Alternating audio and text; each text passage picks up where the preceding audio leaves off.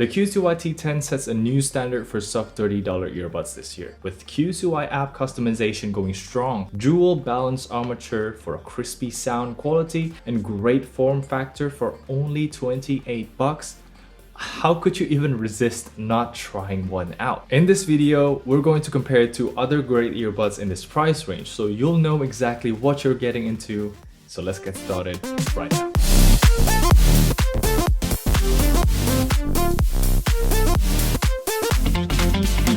Selamat pagi! Good morning everyone, Kenneth here, and today we're gonna go through everything about the QCY T10 from sound quality, build, mic, latency, and more. So if you're looking for a true wireless earbuds on a budget, consider subscribing because I review a lot of great options to really help you nail down on the one that suits your need. You can find the disclaimers down in the description below, which reads I'm always giving you my honest opinion. And with that said, let's get started with the first and most important aspect, the sound quality. Starting off with Evening Calm Summer Fireworks by Yorushika, the QCY T10 shows that balanced armatures excels in creating a crisp and clear sound.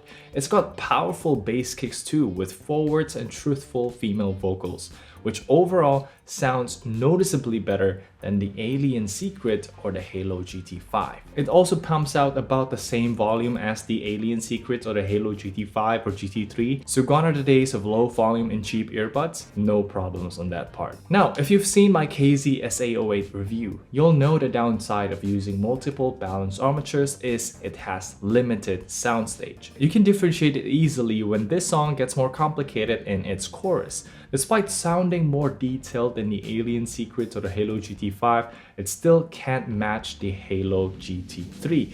So whenever I switch back to the QCY T10, it sounds crowded and cramped, like kind of everything just stacks in the center of my head. In Bohemian Rhapsody by Queen, the Haylou GT3 pulls even further ahead with its more airy and more wider soundstage. It also reached more of the upper end, so it sounds clearer. Whereas on the QCY T10, it sounds much closer to the Alien with only slight improvement in clarity, so actually the T10 is a little bit better. Though it's worth mentioning that I like how the vocals are brought more forward on the QCY T10, and this is something that I wish could be pushed a little bit more on the Haylou GT3, just like I mentioned in its review. But let's talk about where the soundstage gets super good and it blasts the whole competition away in Enter Sandman by Metallica. The Haylou GT3 surrounds you with chugging guitar and bass, and everything just combines better instead of the QCY T10 that has good individual detail. The attack of snare drums, the cymbals,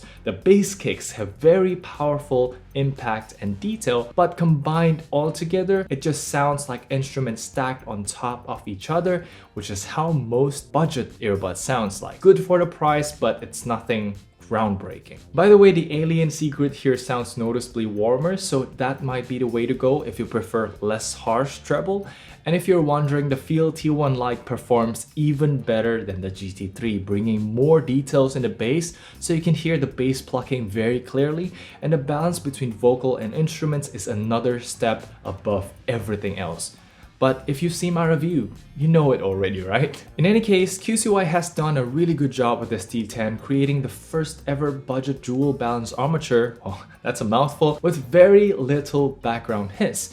And it may not sound the best, but it still sets the standard for how a sub $30 earbud should sound. Great detail, great dynamic, powerful bass, and that surpasses one of the best of 2020, the Alien Secret QCC010. Now, where it lacks in sound quality, it makes up in build quality and features. Especially the QCY app, I love how much they're open to customization. You can set each side's double and triple tap to basically anything you want, and as you can see here, I can make it almost perfect with very little effort.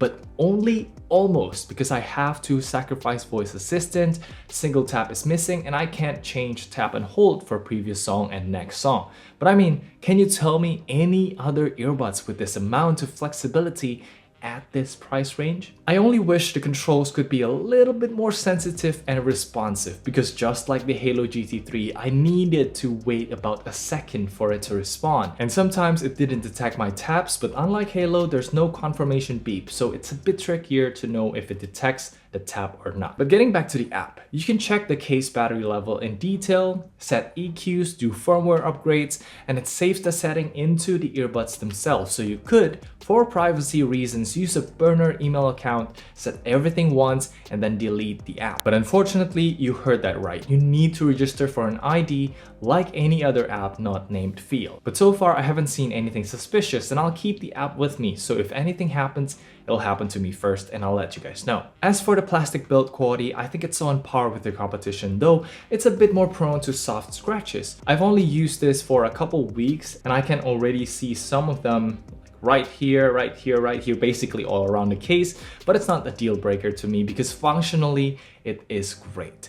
The earbuds turn on the moment you open the case, so pairing is fast and the lid doesn't close easily when tilted. It's got a USB-C to charge at the bottom with 3 LEDs in front to tell you the battery status of the case. Although I don't really like the placement, it's too close to the top and it glows green, blue, red one by one instead of like 3 or 4 LEDs like a meter. But as long as it works, right? What I really love about these new QCY T10 and the T11 is the form factor. Compared to the GT3, this is a much smaller, much more pocket-friendly design, and you don't have to fuss over twisting the earbuds when taking or placing the earbuds back. And it does so without compromising on the 600 mAh battery. So this could get you through the week no problem, and the earbuds will play music just as advertised for a bit more than 4 hours at 50% volume. You can check the detail on my Twitter at testbyken. Again, the volume should be enough for indoor use, but you might want to put it at 70 to 80% when listening outside. So expect the battery life to decrease a little. Now, the earbuds are slightly thinner and shorter when compared to the Haylou GT3, but the overall feel is very similar with rounded top and a stem, and I could wear this for hours with very little discomfort. You can also bring it for a run or a gym just fine since it's IPX5 water resistant, and I've never had a problem as far as connection quality is concerned. But it's worth mentioning that this supports SBC and AAC unlike the SBC only Haylou GT3. But honestly, I didn't find any significant difference latency wise or even sound quality wise. The GT3 still sounds better, just like how I described a couple minutes ago, and yeah, that's just how it is, you know, better driver design, I guess. So I just want to say it once again that you probably don't need to worry about codecs too much unless you have a library of like lossless files. But anyway, let's check out the latency test and the call test right now.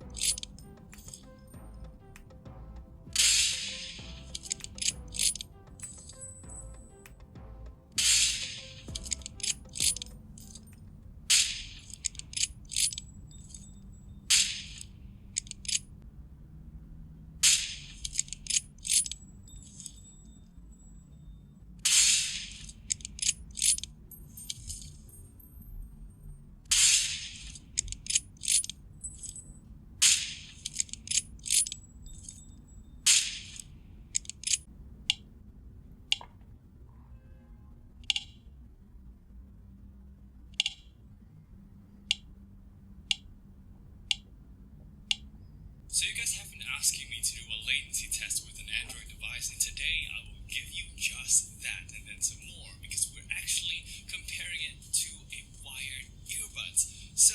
All right, so welcome everyone to the call test. Right now you're listening through the QCY T10, and this one has a stem design, so it should catch my voice a little bit better than before. Right now, this is an indoor setting where there's no other playing, kind of like the best case scenario, but let's turn on the crowd noise, and this is it playing from my MacBook Pro 16 at 100% volume. So you should know that this is a pretty loud noise that you should expect in a real life cafe or supermarket. What do you think of the sound quality? Can you still hear me clearly? Let me know down in the comments below, and let's get back to the video right now. As a conclusion, what do I like about the QCY T10? It's a no-compromise small form factor, it's the controls customization, and it still sounds better than most budget earbuds released in 2020, despite not sounding the best, but I personally will pick this instead of the Haylou GT3. But let me know in the comments section which one you prefer.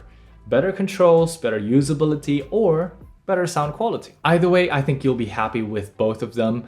This is another solid release from QCY. It's up to date with the features we expect from 2021, and should you decide to get one, I hope you will like it too. Don't forget to use the links in the description when buying one to help me support the channel, and leave a thumbs up if you appreciate this video. Thank you so much for watching. I'm Kenneth, and I will see you in the next one.